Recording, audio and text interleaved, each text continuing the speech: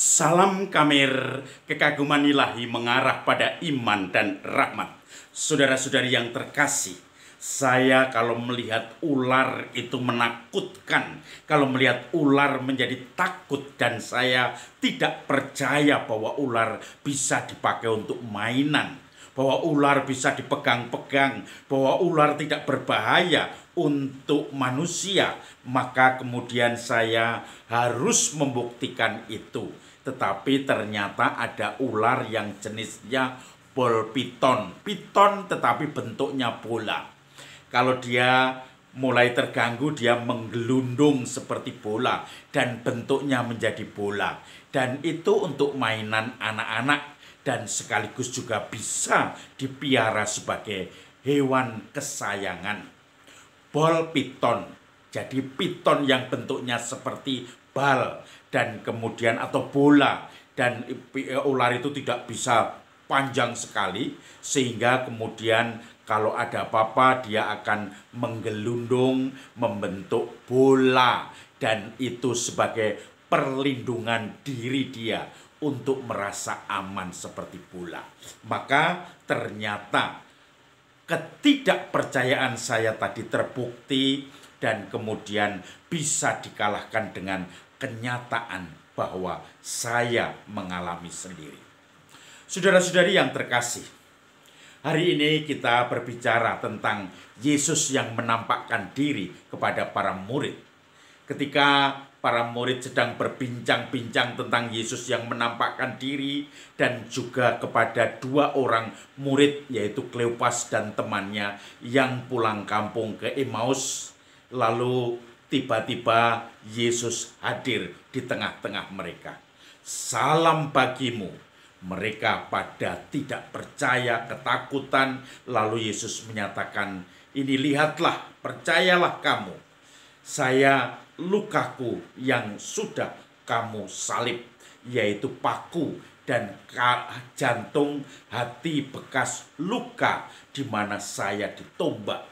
Nah, luka-luka tangan dan kaki ini sebagai tanda saya memang disalibkan. Lalu mereka takut campur girang. Lalu karena keraguan-raguan itu, Yesus bertanya kepada mereka, adakah kamu punya lauk pauk? Di sini ada ikan goreng. Lalu Yesus mengambil ikan itu dan memakannya. Dia mengatakan, ini bukan hantu. Kalau hantu tidak mungkin memakan ikan. Maka Yesus mulai menerangkan arti kitab suci, bahwa Mesias harus menderita, harus kemudian disalibkan, wafat, dan pada hari ketiga akan dibangkitkan. Saudara-saudari yang terkasih, mereka mulai percaya, mulai terbuka pikirannya, dan mulai melihat bagaimana pengalaman ketidakpercayaan mereka sungguh-sungguh menghambat bahwa memahami bahwa Yesus sudah bangkit. Saudara-saudari yang terkasih, karena ketakutan, karena ketidakpercayaan, ketidakberimanan, karena tidak memahami, maka para murid tidak bisa melihat mata mereka dengan segera bahwa Yesus bangkit. Bahwa itu semua harus berdinamika proses yang cukup lama untuk melihat dan menyadari dan percaya bahwa Yesus bangkit. Kita pun kadang mengalami kesulitan-kesulitan hidup. Kita kadang tidak bisa melihat mana jalan keluar atas permasalahan kita. Banyak hal yang membuat kita kemudian merasa tertekan, merasa gelap, seperti para murid yang berlari ke makam. Hanya kegelapan yang mereka lihat, hanya ketergesa-gesaan, hanya situasi yang serba tidak tenang. Tetapi ketika sudah tenang, di rumah dalam kondisi di mana orang merenung, maka menemukan penyadaran, Yesus bangkit. Bahkan Yesus pun menampakkan diri kepada mereka. Saudara-saudari yang terkasih, saya mempunyai pengalaman ada seorang bapak yang mulai linglung karena bapak itu mempunyai banyak masalah. Kemudian juga dia akhirnya ketika berkeluarga mempunyai anak, dan bapak itu karena masih muda mempunyai anak yang kecil, karena sakit DB maka tidak bisa tertolong. Tidak mungkin, diagnosanya agak terlambat, dan kemudian panas dinginnya terasa, dan kemudian bayi yang masih berumur 1-2 bulan itu akhirnya meninggal. Kemudian apa yang terjadi, saudara-saudari?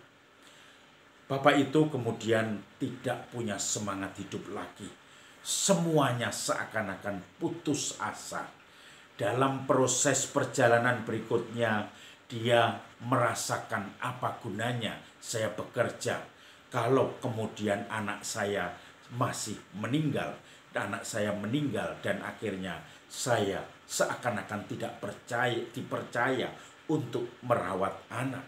Titipan Tuhan ini diambil baru dalam usia beberapa bulan. Lalu kemudian dia berjalan lagi sesuai dengan dinamika hidup yang penuh keputusasaan. Suatu saat dia diundang oleh temannya yang mempunyai anak. Dan temannya itu istrinya melahirkan, lalu sebagai teman kantor semuanya diundang. Akhirnya beberapa saat dia pun ikut hadir dan melihat bahwa anak dari temannya itu merupakan anak yang ketiga. Dan kemudian dia melihat anak nomor 1, anak nomor 2, dan yang ketiga bayi. Makan jagong bayi itu bersama teman-teman kantornya, dia bisa melihat, oh ternyata ada anak 1, 2, dan ini yang ketiga. Tuhan memberi kepercayaan. Saya masih muda, saya ditugaskan oleh Tuhan lagi untuk move on. Kita prihatin karena anak yang pertama sudah meninggal, tetapi kenapa tidak kemudian berharap untuk anak yang kedua, yang ketiga, yang bisa menjadi sumber penghiburan dan semangat lagi.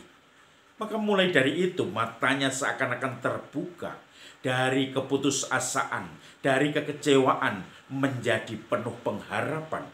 Kebangkitan semangat hidupnya, kebangkitan semangat kerjanya akhirnya muncul lagi. Dan memang anak itu atau keluarga muda itu kemudian akhirnya dikaruniai anak, dan sampai sekarang beberapa anak sudah diberikan oleh Tuhan. Dan ini pun menjadikan syukur bagi dia. Kebangkitan itu kadang tersembunyi di dalam kekecewaan, keputusasaan, kegelapan kita. Tetapi ketika kita hening, kita tidak fokus kepada seluruh sumur yang menjatuhkan kita karena kekecewaan itu, maka kita akan dituntun Tuhan menemukan jalan keluar yang membuat kita semangat, bergairah, dan penuh pengharapan. Salam Kamir, kekaguman ilahi mengarah pada iman dan rahmat.